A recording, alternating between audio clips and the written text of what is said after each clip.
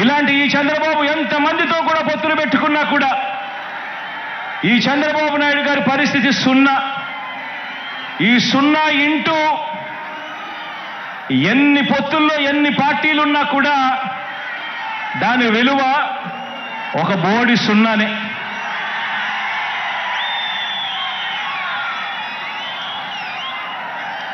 ఆశ్చర్యం ఏమిటో తెలుసా? ఇప్పుడు చంద్రబాబు నాయుడు గారు ముగ్గురితో కలిసి పొత్తు అని అంటా ఉన్నాడు.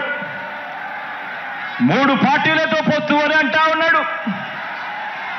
ఈ ముగ్గురు కలిసి 2014లో ఇలానే పొత్తుగా ఏర్పడి 2014లో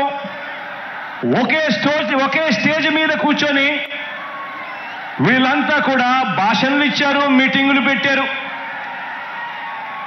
ఒకే ప్రకటనలో ఇలా ముగ్గురు ఫోటోలు వేసి ఒకే ప్రకటనలో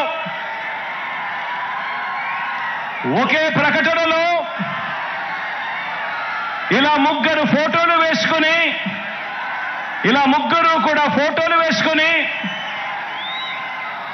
చంద్రబాబు నాయుడు గారి సంతకం పెట్టి ఇంటింటికి ఈ పాంఫ్లెట్ను పంపించాడు. ఇంటింటికి పంపించిన ఈ పాంఫ్లెట్లో చంద్రబాబు నాయుడు గారు ఏం రాశారో తెలుసా? ఈ ముగ్గురు ఫోటోలు పెట్టి చంద్రబాబు నాయుడు గారి సంతకం పెట్టి 2014లో వీళ్ళే కూటమిగా ఏర్పడి ఇంటింటికి పంపించిన ఈ పాంఫ్లెట్లో వీళ్ళు రాసిన మాటలు: రైతులకు రుణమాఫీ పైన మొదటి సంతకం చేస్తాను, డ్వాక్రా సంఘాల రుణాలన్నీ పూర్తిగా రద్దు చేస్తాము, మహిళల రక్షణకు ఉమెన్ ప్రొటెక్షన్ ఫోర్స్ ఏర్పాటు చేస్తాము, ఆడబిడ్డ పుట్టిన వెంటనే మహాలక్ష్మి పథకం కింద 25,000 రూపాయలు బ్యాంకు అకౌంట్లో డిపాజిట్ చేస్తాము, ఇంటింటికి ఒక ఉద్యోగం ఇవ్వలేకపోతే ఉపాధి ఉద్యోగం వచ్చేదాకా నెల 2,000 రూపాయలు నిరుద్యోగ భృతిగా ఇస్తాము, 10,000 కోట్లతో బీసీ సప్లాను, చేనేత మరియు పవర్ లూమ్స్ కు సంబంధించిన రుణాలు మాఫీ, అర్హులైనందరికీ కూడా 3 సెంట్ల స్థలం, పక్కా గృహాలు మంజూరు చేస్తాము, రాష్ట్రాన్ని సింగపూర్గా మించి అభివృద్ధి చేస్తాము, ప్రతి నగరంలో హైటెక్ సిటీ నిర్మిస్తాము. ఇదే చంద్రబాబు నాయుడు గారు, ఇదే కూటమిలో ఉన్న ఇదే దత్తపుత్రుడి ఫోటో, ఇదే ఇప్పుడు చంద్రబాబు నాయుడు గారు ఢిల్లీకి వెళ్ళి ఏకంగా కూటమిగా ఏర్పడి పొత్తులోకి తెచ్చుకున్న మోడీ గారి ఫోటో. వీళ్ళు ముగ్గురు కలిసి చంద్రబాబు నాయుడు గారు సంతకం పెట్టి ఈ ప్రతి పాంఫ్లెట్ను కూడా ప్రతి ఇంటికి చంద్రబాబు నాయుడు గారు పంపించాడు. ఇందులో ఇచ్చిన హామీలు ఏవైనా కూడా అమలయ్యాయా అని అడుగుతా ఉన్నాను. ప్రత్యేక హోదా ఇచ్చారా అని అడుగుతా ఉన్నాను.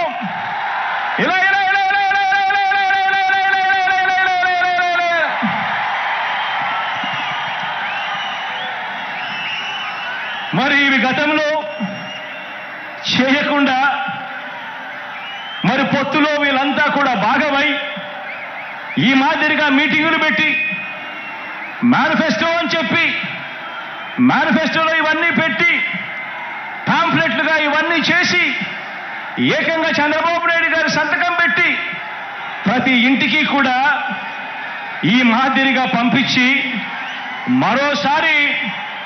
మరోసారి ఇదే డ్రామాను, ఇవే పొత్తులు, మరోసారి ఇలాంటివే ఇంతకన్నా ఎక్కువ హామీలు ఇస్తూ మరోసారి మోసం చేసేందుకు ఈరోజు మళ్ళా చంద్రబాబు నాయుడు గారి పొత్తుల డ్రామాతో మళ్ళీ ఈరోజు మీ అందరి ముందుకు వస్తా ఉన్నారు. ఆలోచన చేయమని అడుగుతా ఉన్నా. చంద్రబాబు నాయుడు గారు చూపిస్తా ఉన్న ఈ పొత్తులతో ఎవరికైనా కూడా ప్రయోజనం కలిగిందా అని చెప్పి ప్రతి ఒక్కరూ కూడా ఆలోచన చేయమని అడుగుతా ఉన్నాను. ఇలా ఇలా రెండు చేతులు పైకెత్తి ఇలా ఇలా ఇలా ఇలా ఇలా ఇలా ఇలా ఇలా ఇలా ఇలా ఇలా ఇలా ఇలా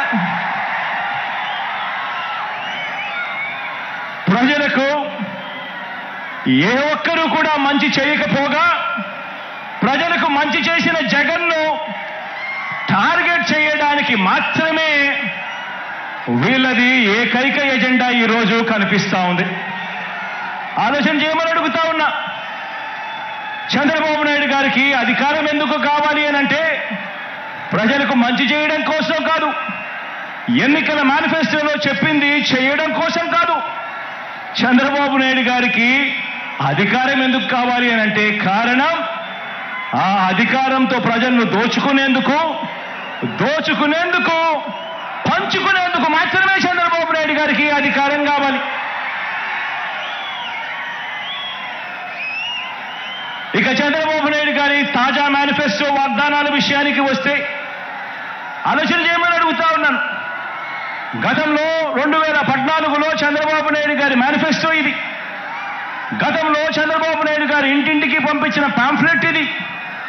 గతంలో చంద్రబాబు నాయుడు గారి హయాంలో 2014లో ఎన్నికలకు ముందు టీవీ ఆన్ చేస్తే చాలు ఊదరగొట్టే అడ్వర్టైజ్మెంట్లు ఇవి. ఇన్ని చేసి అడ్డగోలుగా మోసం చేసిన ఈ వ్యక్తి ఇదే చంద్రబాబు నాయుడు గారు తాజా మేనిఫెస్టో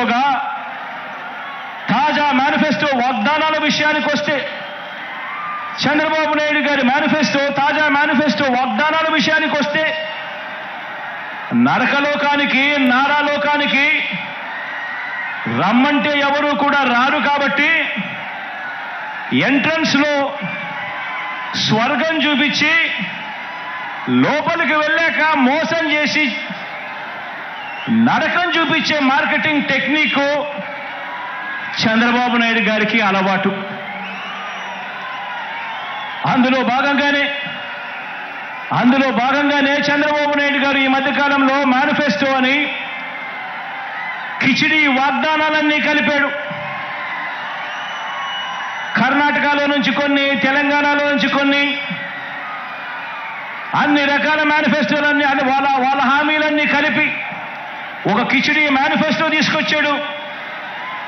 ఆ కిచిడి మేనిఫెస్టో తీసుకొచ్చిన ఈ చంద్రబాబు అందులో భాగంగా వాళ్ళు చూపించే గ్రాఫిక్స్, అందులో భాగంగా వాళ్ళు జరిపించే ఎల్లో మీడియా డిబేట్లు, వారు చేసే ప్రచారాలు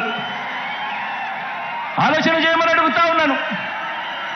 ఇదే పెద్ద మనిషి చంద్రబాబు నాయుడు గారు చేసే వాగ్దానాలకు శకుని చేతిలో పాచికలకు తేడా ఏమైనా ఉందా అని ఆలోచన చేయమని అడుగుతా ఉన్నా మిమ్మల్ని అందరినీ కూడా.